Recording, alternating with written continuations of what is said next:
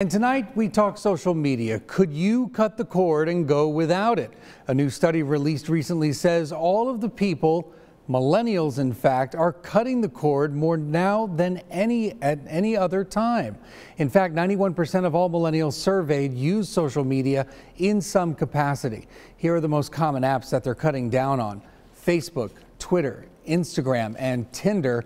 But get this, Snapchat is on the rise. And here are 4 reasons they're cutting back: wasting too much time, too much negativity, wanting more privacy, and getting pressure to get attention. So how does the trusting of social media stack up with millennials? And what is it like to cut the cord for a week?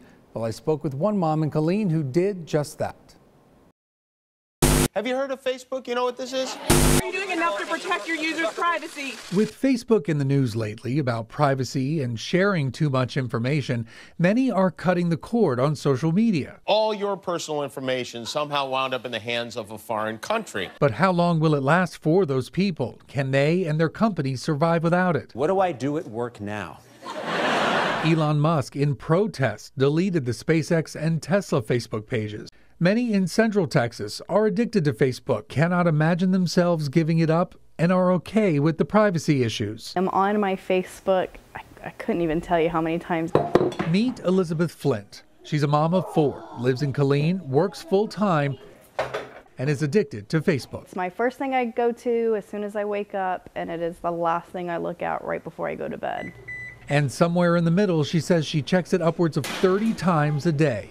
If I'm giving the kids a bath, and I'm about to wash their hair, and I'm like, oh, let me check real quick, and do it. It's insane. Even on the cruises, we have purchased the social media package for me.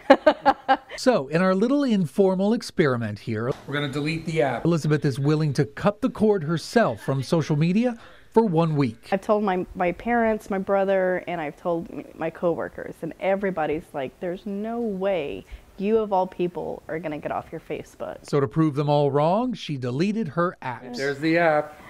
All right, there's the button. Go. Do it.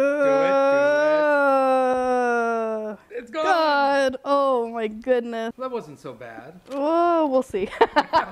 A new study says millennials are cutting back on social media, but for Xavier Johnson, a high school student, he says not a chance. Oh, I would not give up social media. Why? It's a big part of my life.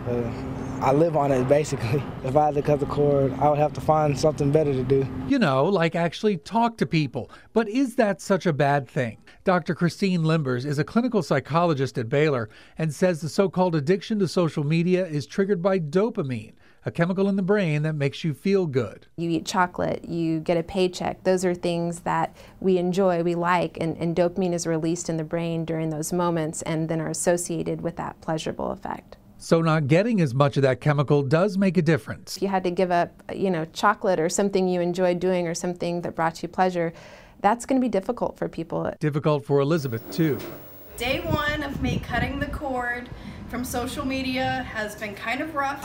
I still find myself wanting to check my notifications and check my messages, but so it's got a little easier. So as privacy issues become more prevalent and some cut the cord completely, Elizabeth went just 1 week and is very happy to have her notifications back.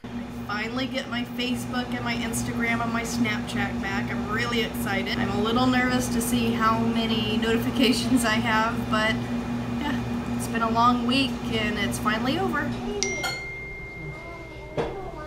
The study also showed those who cut the cord significantly increased productivity at work and got better sleep. Imagine that. We'll be right back right after this.